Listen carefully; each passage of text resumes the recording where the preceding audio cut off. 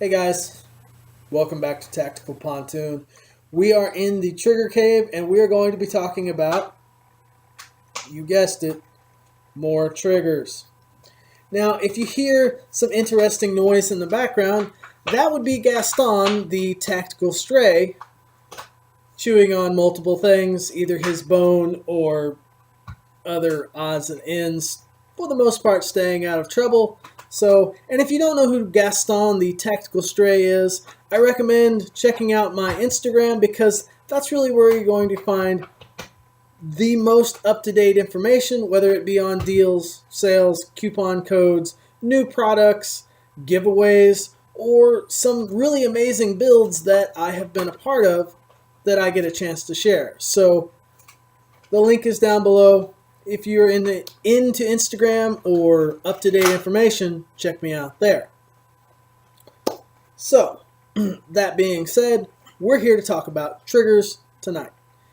The other night, we talked about the Strike Industries trigger, my thoughts and evaluation on it, and then to continue on that same vein of thought, and to expound on what I did on the trigger write-up on the website, tacticalpontoon.com.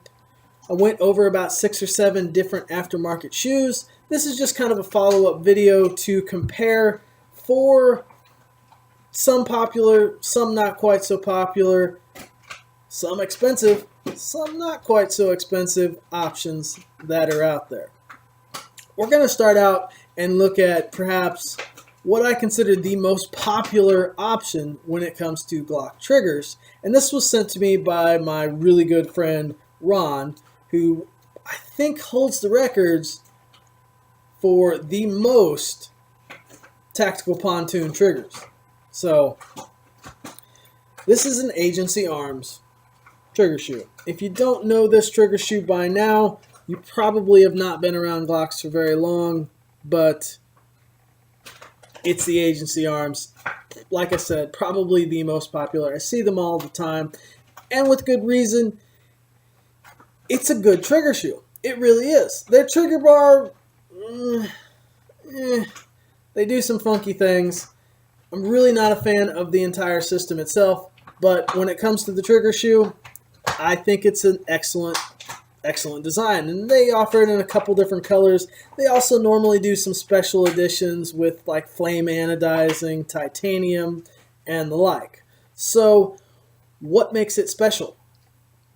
Now, if you read my dissertation, if you will, and maybe I'm using that word wrong, trying to sound smart, don't tell anybody. If you read my article on trigger shoes, you will know that probably the biggest difference or the biggest factor when it comes to the action of an aftermarket trigger shoe is not the fact that it's flat-faced. It's not the fact that it's made out of aluminum. One major thing, and that would be this slot right here. That guy is what, and this is the Agency. We're going to take a look at a factory side by side. Now the factory has 2. One of those slots, the smaller one, is for getting to the safety tab. But the longer one, you can see here, versus the Agency, quite a bit different. That has to do with limiting trigger bar or trigger travel in relationship to the bar. And basically what that does from a pre-travel standpoint is starts to pull the trigger for you. That's one way of looking at it. That takes up the pre-travel, holds it right where it needs to be. So that's how the Agency works, and as you can see, it's actually one of the most extreme that I have seen. However, it's not the most extreme that there is out there. I was very fortunate to have Matt at Excel Weapon Works. You've probably seen his frames on all of the big YouTube Polymer 80 guys. Glock Guy 226, Jonathan Tactical Toolbox, Hank Strange. Well, know about some of the others. But anyways, his frames are everywhere. They're excellent. I have one myself. Just a beautiful design. Fits in the hand really well. He sent me his salient arms. So I had a chance to not only evaluate it, but improve it. That being said, just looking at the trigger itself, the trigger shoe, very similar design, you know, your basic flat face design, long trigger shoe. But what makes it stand out, aside from the SAI on the side and the price, I believe if you can find one of these by itself, you're probably looking at $250 plus. You know, it's definitely extraordinary when it comes to the price. But this, and it's going to be hard to see because I actually have a trigger bar in here, has the same, vertically speaking, the same cutout length as the agency. However, it's actually shifted down about 30 thousandths. Now, by shifting it down, you have less movement pre-travel wise. So when it comes to take up or pre-travel, these salient arms has a little bit shorter of pre-travel. But on the other side of the fence, you would have a little bit more over travel. But as I would like to say, over travel should not really be controlled in the shoe itself. That can cause some issues, especially on mass-produced shoes in multiple different frames. The way I handle it is in the trigger block housing with a set screw. Anyways, that's another video altogether.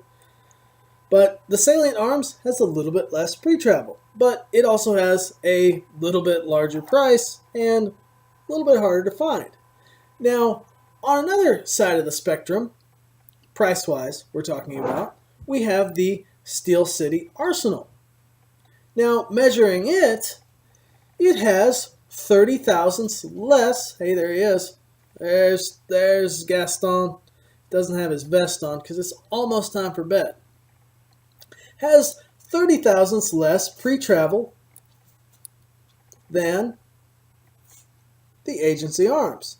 And it's about half the price of the agency arms, but then again, you're not factoring in the connector cost. With this guy, you're going to have to find your own connector, which is really not a big deal. I also have a write-up on connectors. Give that a look. TacticalPontoon.com. I would link it down below, but being that I sell gun parts, that would just be bad in YouTube's eyes. So, Steel City Arsenal, half the price of the agency and a fraction of the price of the salient, with the pre-travel characteristics of the salient arms trigger.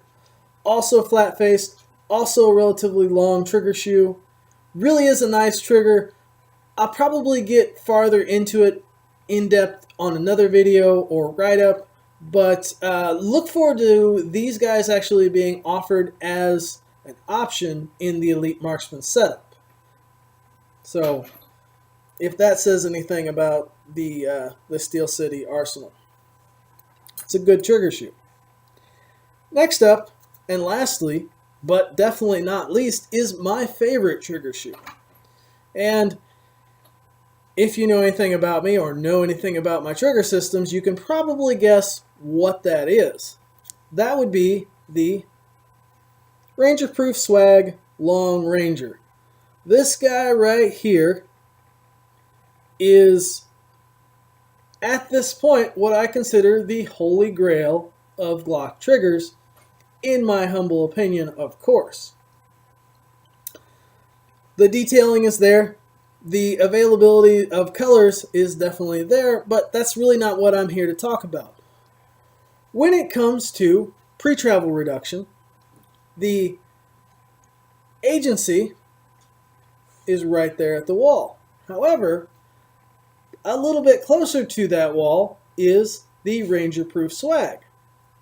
But it does have about 15 thousandths more travel than the salient or the Steel Industries.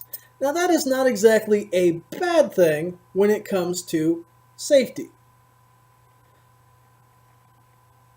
which is pretty much another topic altogether. It's a very important topic, but from just a function standpoint, it does have a little bit more travel than the agent, or a little bit more travel than the Salient or the Steel City, but not as much travel as the agency arms.